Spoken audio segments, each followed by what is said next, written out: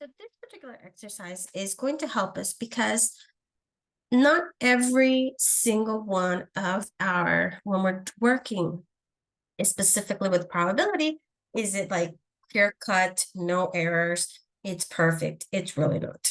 And a lot of, because of our sample, who's working, who are we working with, how did we choose our sample, things like that, we might have an error. And that's what we need to work on. We need to be able to find what happens when we have these errors and how much are we willing to accept. So let's work with this one. This one says it's the confidence level. We're going to be working with that. And it's the owner of West End Quick Fills gas station wants to determine the proportion of customers who use credit or debit cards to pay for gasoline at the pump. He interviewed 100 customers and found that 80 paid with a card. So if you would see this, you'd probably say, oh, that's so easy. It would be 80 divided by 100.8.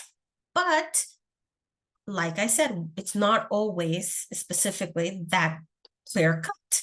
So here what we're going to be when it says constructed 95% confidence interval for the population proportion is we want to see how many percentage points our results differ from the real proportion value when we're trying to consider this. This is what we're going to be trying to find. One is the margin error, okay? So the formula is that we're going to be using is this particular one, where it says the proportion is plus minus the Z score times, and it's going to be the proportion times 1 minus the proportion divided by the total number of my sample, that's squared times the C score. Now you're going to say, where is the C score? Well, the C score is actually a score, and you can find it on the table. There's a formula.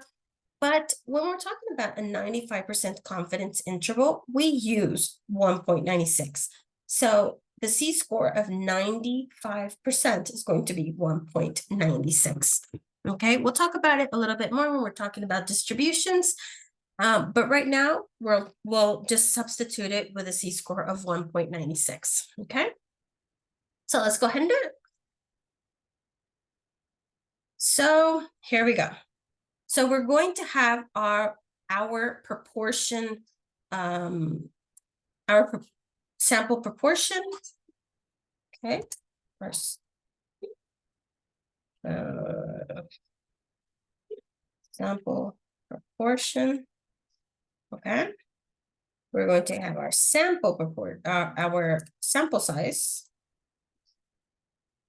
Okay, and our Z-score. So our sample proportion is very, very simple because it was that 80 divided by 100 is 0.80. Our sample size is the 100 people that were interviewed, and our Z-score is going to be 1.96.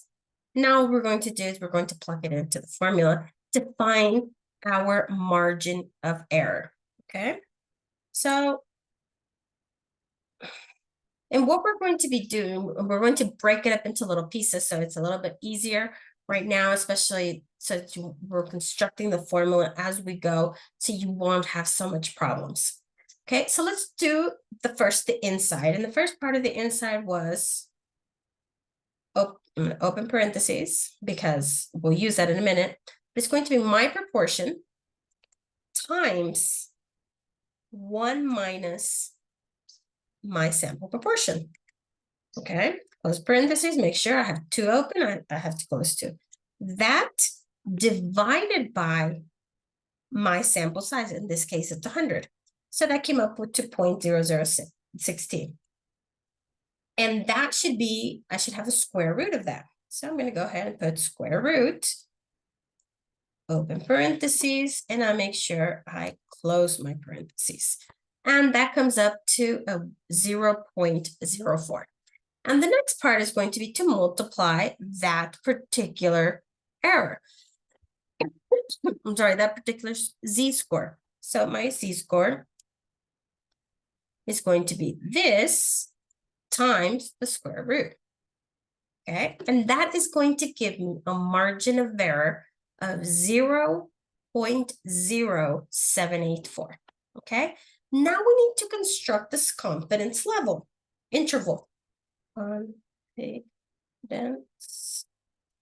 interval. Okay, and we're going to do, obviously, it's going to be very, very simple. We need to do a lower limit and an upper limit. And how do we construct that? Well, very, very simple. It's going to be my original proportion of my sample proportion. And for my lower limit, I'm going to subtract this margin of error. Okay. And the upper is also my sample proportion, but instead of subtracting, I will be adding this margin of error.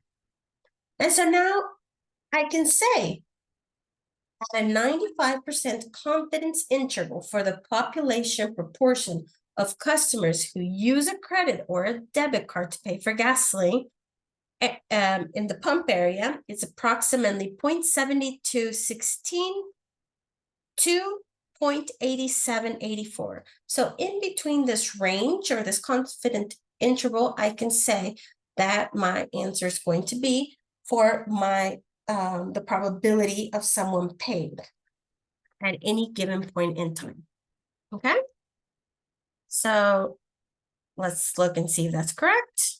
And there it is. Okay.